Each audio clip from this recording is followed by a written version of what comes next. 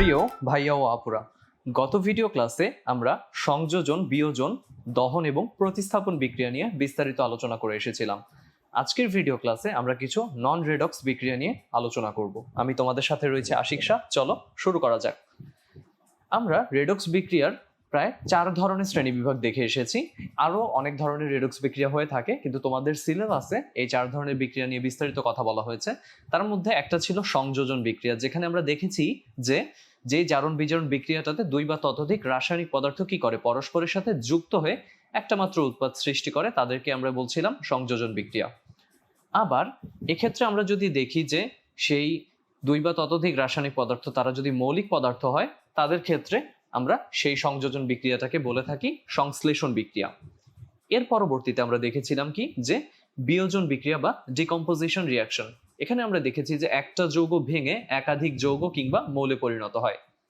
তারপরে আমরা দেখেছি প্রতিস্থাপন বিক্রিয়া, যেখানে অধিক সক্রিয় কোনো মৌল বা যৌগমূলক অপর কোনো কম সক্রিয় একটা মৌল বা যৌগমূলককে প্রতিস্থাপন করে নতুন যৌগ উৎপন্ন করে। যেমন আমরা দেখেছিলাম জিঙ্ক এবং সালফিউরিক অ্যাসিডের এক্সাম্পলটি। সবশেষে আমরা দেখেছিলাম দহন বিক্রিয়া, যেখানে আমরা দেখেছি কোনো একটা মৌল কিংবা যৌগকে বাতাসের অক্সিজেনের উপস্থিতিতে পুড়িয়ে ওই মৌলটার অক্সাইডে পরিণত করা হয়। এই দহন বিক্রিয়ার ক্ষেত্রে আমরা দেখেছি যে কার্বনকে পোড়ালে, অর্থাৎ অক্সিজেনের উপস্থিতিতে যখন আমরা কার্বনকে পোড়াই তখন কার্বন ডাই অক্সাইড পাই, তার সাথে সাথে কিছু তাপ পাই। এবং ভাইয়া এটাও বলে এসেছিলাম যে দহন বিক্রিয়ায় আমরা সবসময় কি তাপের উৎপন্ন দেখতে পাবো, অর্থাৎ সেখানে তাপ সৃষ্টি হবে, তাপ শোষিত হবে না। এছাড়াও মিথেন বা অন্যান্য হাইড্রোকার্বনগুলোর ক্ষেত্রে ভাইয়া বলেছিলাম যে একই রকম সেখানে বিক্রিয়া প্রদর্শিত হবে। এবং তোমরা সবসময় একটা জিনিস খেয়াল রাখবে যে দহন বিক্রিয়ার ক্ষেত্রে আমাদের অক্সিজেনের কিন্তু কোনো লিমিটেশনস নেই। এই জিনিসটা কিরকম, এটা যদি আমি একটু খুব সংক্ষেপে আজকে বলি, আমরা তারপরেই নন রেডক্স বিক্রিয়া নিয়ে আলোচনা করব। এখানে তুমি যদি খেয়াল করো যে আমরা এই যৌগটা নিয়ে কাজ করে এসেছিলাম। এখানে CH4 এটা একটা হাইড্রোকার্বন ছিল। ভাইয়া বলে এসেছে কার্বন এবং হাইড্রোজেনের সমন্বয়ে যে যৌগটা গঠিত হয় তাকে হাইড্রোকার্বন বলা হয়। তো এদের ক্ষেত্রে আমরা সবসময় বলে থাকি যে কখনো তুমি যদি কোনো একটা হাইড্রোকার্বনকে অক্সিজেনের উপস্থিতিতে পোড়াও, তাহলে সেখানে কার্বন ডাই অক্সাইড এবং পানি পাবে। এখানে খেয়াল করে দেখো, এটা যদি আমি সমতা করি তাহলে এখানে 2 হয়ে যায় আর এখানে 2 হয়ে যায়। এবার তাহলে তুমি দেখছো যে 1 মোল মিথেনকে পোড়াতে আমার এখানে 2 মোল অক্সিজেনের প্রয়োজন হচ্ছে। আমি যদি যৌগটাকে একটু বড় করে নেই, অর্থাৎ তুমি এখানে C2H6, এটা ঠিক তার পরবর্তী হাইড্রোকার্বনটা, অর্থাৎ মিথেন যেই সমগোত্রীয় শ্রেণী সেটা হচ্ছে একটা অ্যালকেন, তার পরবর্তী সমগোত্রীয় শ্রেণী, সেই সমগোত্রীয় শ্রেণীরই পরবর্তী যৌগটা হচ্ছে ইথেন। একে যদি আমরা অক্সিজেনের উপস্থিতিতে পোড়াই তাহলে কি ঘটনা ঘটবে, এখানেও কিন্তু কার্বন ডাই অক্সাইড এবং পানি উৎপন্ন হবে, তার পাশাপাশি তাপ উৎপন্ন হবে। এটাকে আমরা সমতা করব কিভাবে, তাই তো? এখানে খেয়াল করে দেখো, আমি তোমাদেরকে সমতাকরণের একটা টেকনিক শিখিয়ে দিচ্ছি। এখানে কয়টি কার্বন পরমাণু রয়েছে? এখানে 2টি কার্বন পরমাণু রয়েছে। সবসময় মনে রাখবে, যতটি কার্বন পরমাণু থাকবে ওই হাইড্রোকার্বনটিতে, ডান পাশে মানে উৎপাদে ঠিক তত অণু কার্বন ডাই অক্সাইড সৃষ্টি হবে। যেহেতু এখানে 2টি কার্বন পরমাণু ছিল, এখানে 2 অণু কার্বন ডাই অক্সাইড সৃষ্টি হলো। এর পরবর্তীতে এখানে খেয়াল করো কতটি হাইড্রোজেন পরমাণু আছে। এখানে 6টি হাইড্রোজেন পরমাণু আছে। তাহলে যখন কোনো একটা হাইড্রোকার্বনে তুমি এরকম একটা হাইড্রোজেন পরমাণুর সংখ্যাটা পেয়ে যাবে, সেই সংখ্যাটাকে তুমি 2 দিয়ে ভাগ করবে। এখানে 6 ভাগ 2 তার মানে হচ্ছে 3। এই 3 অণু পানি তুমি এখানে দিয়ে দেবে, তাহলে তোমার সমতাকরণটা অনেক ইজি হয়ে যায়। এবার তুমি খেয়াল করো যে তোমার সবকিছু সমতা হয়ে গেছে। এবার তুমি খেয়াল করো অক্সিজেন কিন্তু এখনো সমতা হয়নি। তাহলে অক্সিজেন সমতা করতে গেলে আমরা কিভাবে কাজ করব? অক্সিজেন সমতা করতে গেলে তোমাকে খেয়াল করতে হবে যে এখানে সর্বমোট কয়টা অক্সিজেন পরমাণু আছে। তাহলে খেয়াল করে দেখো, এখানে এই যে 2 2 4 মানে 4টি অক্সিজেন পরমাণু এখানে রয়েছে। আর এখানে 3 একে 3 তার মানে 3টি অক্সিজেন পরমাণু রয়েছে। তাহলে টোটাল কয়টি অক্সিজেন পরমাণু হলো? টোটাল আমাদের 4 যোগ 3 মানে 7টি অক্সিজেন পরমাণু হলো। এবার এই 7টি অক্সিজেন পরমাণুকে আমরা কিভাবে দেখাবো? আমরা খুব সহজেই কি 7/2 O2 দিয়ে দিতে পারি। এতে করে কি আমার অক্সিজেনের পরিমাণটা, মানে অক্সিজেনের যে অংশটা, সেটাও সমতাকৃত হয়ে গেল। এবার তুমি চাইলে পুরো বিক্রিয়াটাকে 2 দিয়ে গুণ করতে পারো, কারণ যেহেতু আমরা সমতাকরণের ক্ষেত্রে ভগ্নাংশে রাখি না মোল পরিমাণটাকে, কিন্তু আমি মূলত যেটা দেখাতে চাচ্ছিলাম যে তোমরা এরকম যদি আরো কোনো বড় যৌগ থাকে, যেমন C5H12, এদের ক্ষেত্রেও তুমি যাতে সমতাকরণটা পারো, তাই তো? তো এরকম যৌগগুলোর ক্ষেত্রে আমি যেটা মূলত বোঝাতে চাচ্ছি সেটা হচ্ছে যে অক্সিজেনের এখানে কিন্তু কোনো লিমিটেশনস নেই। অর্থাৎ কোনো একটা পদার্থকে, কোনো একটা যৌগ বা মৌলকে তুমি যখন বাতাসের অক্সিজেনের উপস্থিতিতে পোড়াবে, তখন তাদের কোনো সীমাবদ্ধতা নেই। কারো ক্ষেত্রে 2 মোল লাগতে পারে, এখানে কারো ক্ষেত্রে আমরা দেখতে পাচ্ছি কত, এখানে 3.5 মোল অক্সিজেন ব্যবহৃত হচ্ছে। তাহলে দহন বিক্রিয়ার ক্ষেত্রে যখন আমি কোনো মৌল বা যৌগকে বাতাসের অক্সিজেনের উপস্থিতিতে পোড়াবো, সেখানে কি অক্সিজেনের পরিমাণটা নির্দিষ্ট না, আমাদের যখন যতটুকু লাগে সমতাকরণের ক্ষেত্রে, কিংবা এরপরে তোমরা দহন তাপ নামে একটা টপিক পড়বে, যেখানে তুমি দেখতে পাবে যে কোনো পদার্থের 1 মোলকে পর্যাপ্ত পরিমাণ অক্সিজেনের উপস্থিতিতে পোড়ালে যে পরিমাণ তাপ শক্তি উৎপন্ন হয় সেটাকে আমরা দহন তাপ বলি। তো সেখানে এটা নিয়ে আমরা আরো বিস্তারিত কথা বলবো। তাহলে চলো আজকের মেইন টপিকটাতে আমরা ঢুকে যাই। আমরা এমন অনেক রাসায়নিক বিক্রিয়াকে দেখব যেখানে ইলেকট্রনের কোনো আদান প্রদান ঘটে না। এই ধরনের রাসায়নিক বিক্রিয়াগুলোকে আমরা বলি নন রেডক্স বিক্রিয়া। তো যেহেতু এই বিক্রিয়াগুলোতে ইলেকট্রনের আদান প্রদান ঘটে না, তার মানে কি? তার মানেটা হচ্ছে এই বিক্রিয়ায় কোনো পরমাণুর জারণ সংখ্যা হ্রাস বা বৃদ্ধি ঘটে না। ভাইয়া, এটাও কি সম্ভব যে একটা বিক্রিয়া হবে কিন্তু পরমাণুর জারণ সংখ্যা হ্রাস বৃদ্ধি ঘটবে না? হ্যাঁ, এটাও সম্ভব। তাহলে আমরা যেই 2 ধরনের নন রেডক্স বিক্রিয়া পড়ব, সেটা হচ্ছে, একটা হচ্ছে প্রশমন বিক্রিয়া, আরেকটা হচ্ছে অধঃক্ষেপণ বিক্রিয়া। তাহলে প্রথমেই চলো আমরা দেখে নিই প্রশমন বিক্রিয়া কাকে বলা হচ্ছে। এখানে নাম শুনেই তুমি বুঝতে পারছো যে এখানে নিউট্রালাইজেশনের একটা কনসেপ্ট আছে, মানে প্রশমিত হওয়ার একটা ঘটনা ঘটবে। মূলত সংজ্ঞাটাতে আমরা দেখি যে যেই বিক্রিয়াটাতে একটা অ্যাসিড এবং একটা ক্ষার পরস্পরের সাথে বিক্রিয়া করে প্রশমিত হয়ে লবণ ও পানি উৎপন্ন করে, এই বিক্রিয়াকে প্রশমন বিক্রিয়া বলা হয়। এই ধরনের বিক্রিয়াকে আরো একটা নামে ডাকা হয়, সেটা হচ্ছে অ্যাসিড ক্ষার বিক্রিয়াও বলা হয় তাদেরকে। এখানে উদাহরণ হিসেবে আমরা দেখতে পাচ্ছি কাকে, এখানে হাইড্রোক্লোরিক অ্যাসিড সোডিয়াম হাইড্রোক্সাইডের সাথে, তার মানে একটা অ্যাসিড একটা ক্ষারের সাথে বিক্রিয়া করে এখানে লবণ উৎপন্ন করছে। লবণটাকে, এখানে লবণটা হচ্ছে সোডিয়াম ক্লোরাইড। এবং আমরা আর কাকে পাচ্ছি? পানিকে পাচ্ছি। পানি কি অবস্থায় আছে? এখানে লিকুইড অবস্থায় আছে। পানির ভৌত অবস্থাটা কিন্তু খুবই গুরুত্বপূর্ণ এখানে। তাহলে বিক্রিয়াটাতে বলা হচ্ছে যে যেখানে অ্যাসিড এবং ক্ষার বিক্রিয়া করে লবণ এবং পানি উৎপন্ন করবে, সেই বিক্রিয়াটাকে, অর্থাৎ এই পুরো বিক্রিয়াটাকে আমরা বলছি কি? প্রশমন বিক্রিয়া। এরকম কি আরো প্রশমন বিক্রিয়া হতে পারে? হ্যাঁ, আরো প্রশমন বিক্রিয়া হতে পারে। যেমন তুমি এখানে সালফিউরিক অ্যাসিডকে নিতে পারো, এখানে তুমি পটাশিয়াম হাইড্রোক্সাইডকে নিতে পারো। সেটাও কি হবে? অ্যাসিড এবং ক্ষারের সমন্বয়ে একটা বিক্রিয়া, এবং সেখানেও লবণ এবং পানি উৎপন্ন হবে। এবার এখানে একটা তাপের বিষয় রয়েছে, অর্থাৎ প্রশমন তাপ বলতে একটা জিনিস আমরা শিখব। এই প্রশমন বিক্রিয়াগুলোতে আমরা যেমন দহন বিক্রিয়া দেখে এসেছি যে সবসময় তাপ উৎপন্ন হয়, প্রশমন বিক্রিয়ায়ও সবসময় তাপ উৎপন্ন হয়। অর্থাৎ যে কোনো প্রশমন বিক্রিয়াই হচ্ছে একটা তাপোৎপাদী বিক্রিয়া। এবং অ্যাসিড ও ক্ষার উভয় তীব্র হলে, তার মানে এখানে আমাদের তীব্র একটা অ্যাসিড রয়েছে, তীব্র একটা ক্ষার রয়েছে। তীব্র অ্যাসিড কিংবা ক্ষার কিনা সেটা আমরা কিভাবে বুঝবো? যেই অ্যাসিড বা ক্ষার জলীয় দ্রবণে সম্পূর্ণরূপে আয়নিত হয়ে যাবে, সেই অ্যাসিড বা ক্ষারকে আমরা বলবো তীব্র অ্যাসিড কিংবা তীব্র ক্ষার।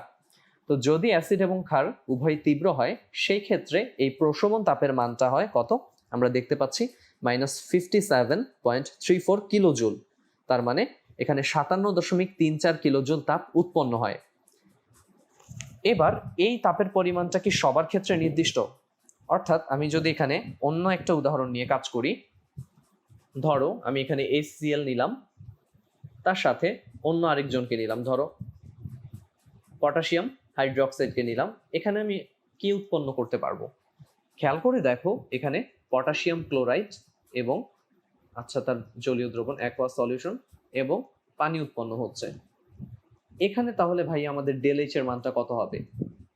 এখানেও ΔH এর মানটা 57.3 বা এর খুবই কাছাকাছি হবে। এর কারণটা কি? এখানে তো ভাইয়া আমি HCl মানে হাইড্রোক্লোরিক অ্যাসিডের সাথে অন্য একটা ক্ষারকে ব্যবহার করেছি, কিন্তু তারপরেও আমার ΔH এর মানটা, অর্থাৎ আমার উৎপন্ন তাপটা কেন 57.3 কিলোজুল বা তার কাছাকাছি হচ্ছে? এর পিছনে কি কারণটা লুকিয়ে আছে? ভাইয়া, এখানে যদি আমি অন্য কোনো অ্যাসিড এবং ক্ষারকে নিতাম, সেক্ষেত্রেও কি একই ঘটনা ঘটতো? মূলত সবসময় খেয়াল রাখবে যে এই প্রশমন তাপটা নির্ধারিত হয় কিভাবে। এই প্রশমন তাপটা নির্ধারিত হয় অ্যাসিড এবং ক্ষারের বিক্রিয়া যখনই 1 মোল পানি উৎপন্ন হবে। এই জিনিসটা খেয়াল রাখবে। 1 মোল পানি উৎপন্ন হলে যেই পরিমাণ তাপের সৃষ্টি হয় সেটাই হচ্ছে প্রশমন তাপ। অর্থাৎ আমরা বিক্রিয়া সমতা করে অনেক সময় দেখবো যে 2 মোল পানি উৎপন্ন হচ্ছে কিংবা 3 মোল, সেক্ষেত্রে ওই ΔHটা কিন্তু আমার উৎপন্ন তাপ নয় বা প্রশমন তাপ নয়।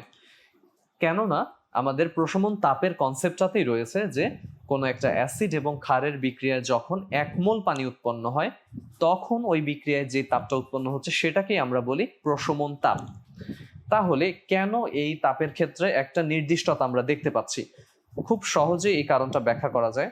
খেয়াল করে দেখো, যখন বিক্রিয়াটা ঘটে এখানকার HCl হাইড্রোক্লোরিক অ্যাসিড ভেঙে গিয়ে H+ মানে হাইড্রোজেন আয়ন এবং ক্লোরাইড আয়নের সৃষ্টি করে। তুমি চাইলে বোঝার সুবিধার্থে এদেরকে ব্র্যাকেটের মধ্যে রাখতে পারো।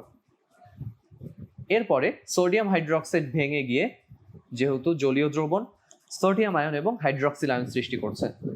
এবার তুমি খেয়াল করলেই দেখতে পাবে যে এই হাইড্রক্সিল আয়ন এবং হাইড্রোজেন আয়ন তারা পরস্পরের সাথে যুক্ত হয়ে পানি উৎপন্ন করে ফেলছে, এবং অপর যেই দুটি অংশ রয়েছে তার মানে সোডিয়াম আয়ন এবং ক্লোরাইড আয়ন তারা কি বিক্রিয়া মাধ্যমে ঠিক আয়নিত অবস্থায় রয়েছে।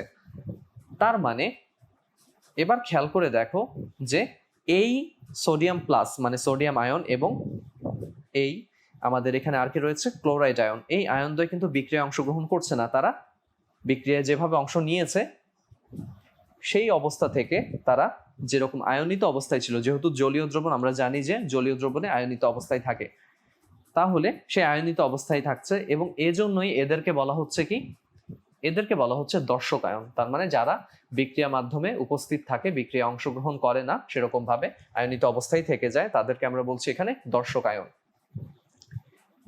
প্রশমন বিক্রিয়ার প্রকৃত সমীকরণটা কি তাহলে? এখানে খেয়াল করে দেখো, প্রশমন বিক্রিয়ার প্রকৃত সমীকরণটা তুমি উপরেও যদি লক্ষ্য করো, এখানে কি দেখতে পেয়েছো? এখানে ক্লোরিন মানে ক্লোরাইড আয়ন এবং সোডিয়াম আয়ন দর্শক আয়ন হিসেবে অপরিবর্তিত রয়েছে, কিন্তু হাইড্রোজেন আয়ন এবং হাইড্রক্সিল আয়ন মিলিত হয়ে পানি উৎপন্ন করেছে। এখানে সেই জিনিসটাই দেখানো হচ্ছে যে যে কোনো একটা প্রশমন বিক্রিয়ায় এই হাইড্রোজেন আয়নটা এবং হাইড্রক্সিল আয়নটাই বিক্রিয়া করে পানি উৎপন্ন করে এবং তার পাশাপাশি এই 57.34 কিলোজুল তাপ উৎপন্ন করছে। তাহলে এই তাপটা মূলত কার জন্য সৃষ্টি হচ্ছে? এই তাপটা মূলত সৃষ্টি হচ্ছে হাইড্রোজেন আয়ন এবং হাইড্রক্সিল আয়নের সহযোগে যে পানিটা উৎপন্ন হয় তার জন্য। তাহলে আমরা যে কোনো প্রশমন বিক্রিয়া বলতে এই H+ এবং OH- মানে হাইড্রোজেন আয়ন এবং হাইড্রক্সিল আয়নের সহযোগে পানি উৎপন্ন করার বিক্রিয়াটাকেই বুঝে থাকি, এবং সেজন্যই একটু আগেও আমি যে বিক্রিয়াটা দেখিয়েছি সেখানেও কি পটাশিয়াম আয়ন এবং ক্লোরাইড আয়ন কি থাকবে, এরকম বিক্রিয়া মাধ্যমে দর্শক আয়ন হিসেবে থাকবে, মানে অপরিবর্তিত থাকবে, এবং সেখানেও 1 মোল পানি উৎপন্ন হবে, এবং সেজন্যই আমাদের তাপটা কি প্রায় কনস্ট্যান্ট মানে ধ্রুবক 57.3 কিলোজুল বা এর কাছাকাছি। এবার তুমি যদি মানে অ্যাসিড হিসেবে এখানে যে কোনো তীব্র অ্যাসিডই নাও না কেন, প্রতি ক্ষেত্রে সে কি করবে? হাইড্রোজেন আয়ন H+ সরবরাহ করবে, এবং ক্ষার হিসেবে যে কোনো তীব্র ক্ষারকেই তুমি যখন নেবে সেক্ষেত্রে সে হাইড্রক্সিল আয়ন বা হাইড্রক্সাইড আয়ন সরবরাহ করবে। এরপর তারা পরস্পরের সাথে যুক্ত হয়ে যাবে ঠিক আগের মতন। যখনই 1 মোল পানি উৎপন্ন করবে এই তাপটাকে আমরা বলবো কি প্রশমন তাপ। এবং আমরা ইতিমধ্যে দুইটা বিক্রিয়া দেখলাম, এই হিসেবটা করে দেখা গেছে যে এই 1 মোল পানিটা উৎপন্ন করতে আমাদের 57.34 কিলোজুল তাপ উৎপন্ন হয়। তাহলে দেখো, এটাকে আমি সংক্ষেপে এখানে লিখে দিয়েছি যে 1 মোল পানি উৎপন্ন করতে যে পরিমাণ তাপ উৎপন্ন হচ্ছে কোন একটা প্রশমন বিক্রিয়ায় তাকে আমরা প্রশমন তাপ বলছি। আর এখানে দেখো যে এই তাপটা কিন্তু কনস্ট্যান্ট। এবার অনেকে প্রশ্ন করতে পারো যে ভাইয়া প্রশমন তাপটা আমি যেভাবে পেলাম, আমি যদি অন্যভাবে বিক্রিয়াটা ঘটাই, অর্থাৎ আমি যদি এইভাবে H2 প্লাস হাফ O2 এইভাবে পানি উৎপন্ন করি, সেক্ষেত্রেও আমার ΔH এর মানটা কি একই হবে? না, তখন ΔH এর মানটা একই হবে না। কারণ তুমি খেয়াল করে দেখো, এখানে পানিটা সৃষ্টি হচ্ছে তার উপাদান মৌলগুলো থেকে। উপাদান মৌল বলতে কি, এখানে পানি গঠনকারী উপাদান মৌল কি হাইড্রোজেন এবং অক্সিজেন। এখানেও খেয়াল করো যে হাইড্রোজেন এবং অক্সিজেন তারা মৌলিক অবস্থা থেকে এই পানিটাকে সৃষ্টি করেছে, এখানে ΔH এর মানটা হবে ভিন্ন। কিন্তু যখনই তুমি প্রশমন বিক্রিয়ায় পানি উৎপন্ন করবে 1 মোল, তখনই তুমি দেখবে যে তাদের ক্ষেত্রে সবসময়, বিশেষ করে যদি তীব্র অ্যাসিড এবং তীব্র ক্ষার হয়, সেক্ষেত্রে তুমি তাপটা পাবে 57.3 কিলোজুল বা এর খুবই কাছাকাছি। এর পরবর্তীতে আমরা চলে যাচ্ছি, আমরা একটা পরীক্ষা দেখব। এই পরীক্ষার মাধ্যমে আমরা প্রশমন বিক্রিয়াটা প্রদর্শন করব। তো আমরা যেহেতু ইতিমধ্যেই জেনে আসলাম যে একটা প্রশমন বিক্রিয়া অ্যাসিড এবং ক্ষার বিক্রিয়া করে কি করে, লবণ ও পানি উৎপন্ন করে, তাই তো?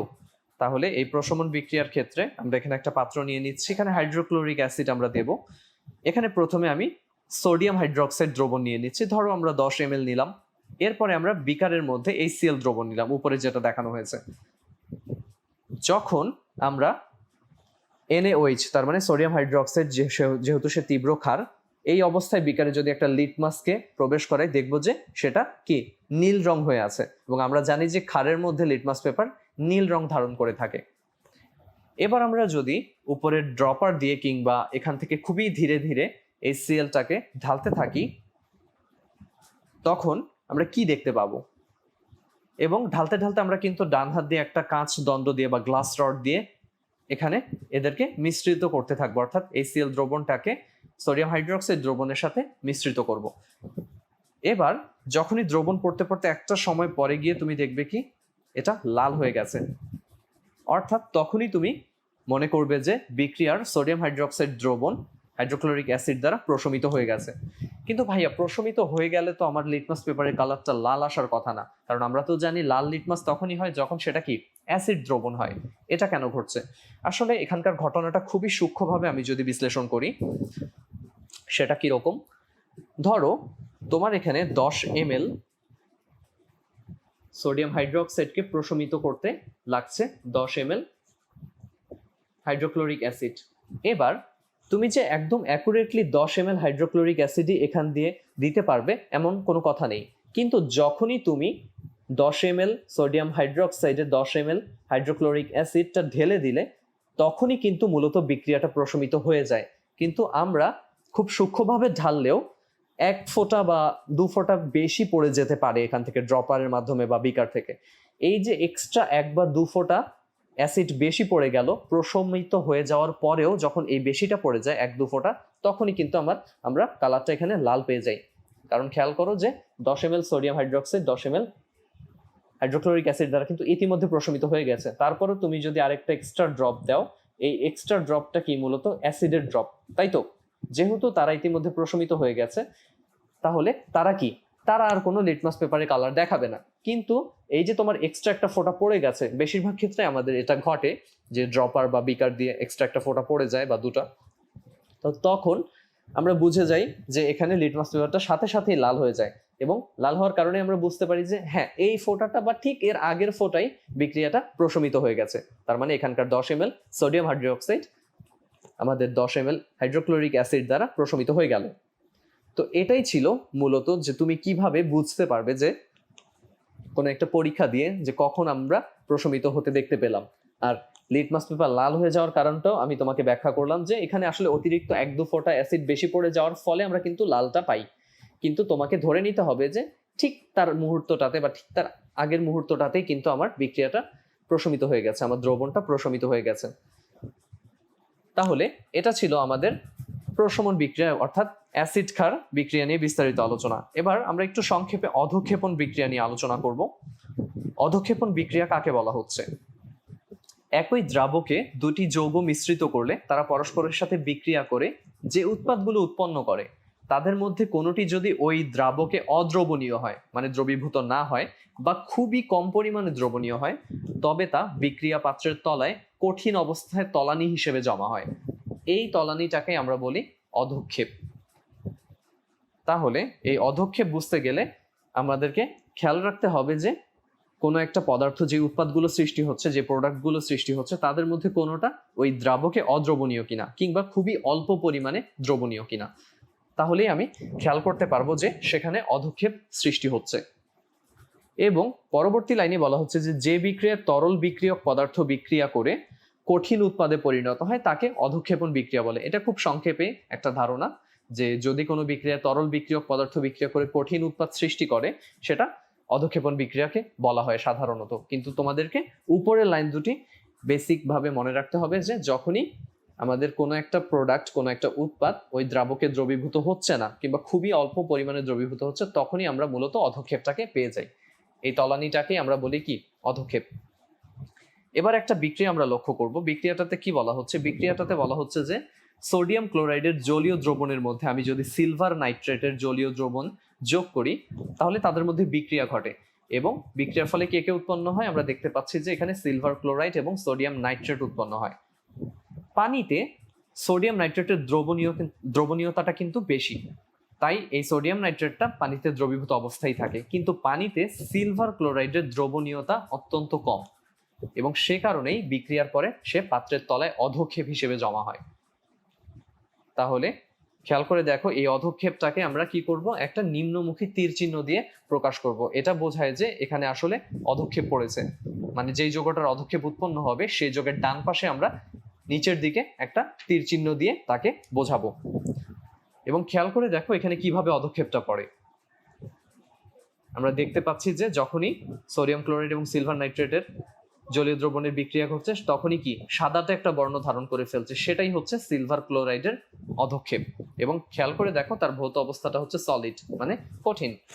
এরপরে খেয়াল করে দেখবে আমরা আরেকটা উদাহরণ দেখি। আচ্ছা, যে কথাটা বলছিলাম যে পানিতে সোডিয়াম নাইট্রেটের দ্রবণীয়তাটা বেশি কিন্তু সিলভার ক্লোরাইডের দ্রবণীয়তা অত্যন্ত কম, এই জন্য সিলভার ক্লোরাইডের অধক্ষেপটাই পড়ে।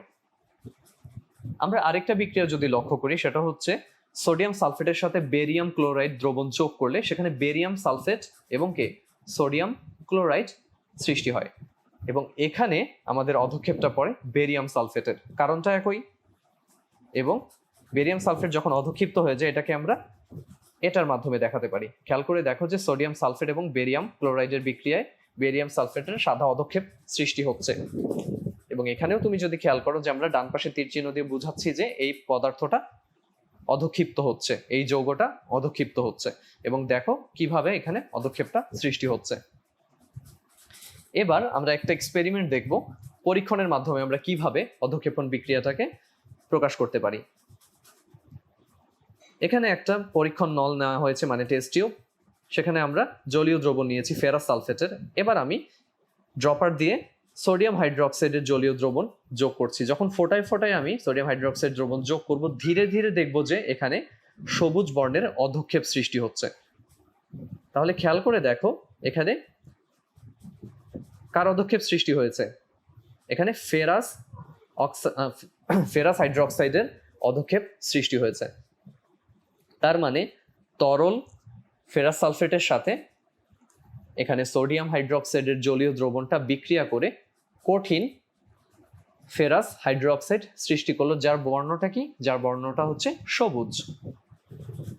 তাহলে বিক্রিয়াটা হচ্ছে এরকম, ফেরাস সালফেট সোডিয়াম হাইড্রোক্সাইডের বিক্রিয়া এবং সেখানে উৎপন্ন হচ্ছে ফেরাস হাইড্রোক্সাইড এবং সোডিয়াম সালফেট, এবং যেহেতু সে অধক্ষিপ্ত হচ্ছে এই জন্য আমরা ডান দিকে একটা নিম্নমুখী তীর চিহ্ন দিয়েছি। এবং যেটা আমি বলছিলাম যে যৌগের অধক্ষেপটা উৎপন্ন হবে বিক্রিয়ায় সেই যৌগের ডান পাশে নিচের দিকে তীর চিহ্ন দিয়ে বোঝানো হয়। আশা করি তোমরা খুব সহজেই প্রশমন বিক্রিয়া এবং অধক্ষেপণ বিক্রিয়া বুঝে গেলে। ভাইয়া চেষ্টা করেছে তোমাদেরকে কিছু রিয়েল লাইফ এক্সাম্পল দেখানোর, যেমন আমরা একটু আগেই দেখলাম দুটো বিক্রিয়া, যেখানে সোডিয়াম ক্লোরাইডের সাথে সিলভার নাইট্রেটের, আবার সোডিয়াম সালফেটের সাথে বেরিয়াম ক্লোরাইডের, সেখানে সাদা অধক্ষেপ দেখতে পেয়েছি আমরা সিলভার ক্লোরাইডের ক্ষেত্রে, বেরিয়াম সালফেটের ক্ষেত্রে। আবার এখন আমরা প্র্যাকটিক্যালি দেখলাম যে কিভাবে এখানে ফেরাস হাইড্রোক্সাইডের বা আয়রন হাইড্রোক্সাইডের এখানে অধক্ষেপটা পড়ছে সবুজ রঙের।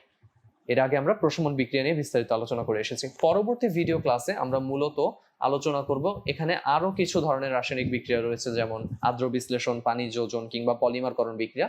এদের নিয়ে আমরা বিস্তারিত আলোচনা করব। তাহলে পরবর্তী ভিডিও দেখার আমন্ত্রণ জানিয়ে আজকে এখানেই শেষ করছি। আল্লাহ হাফেজ।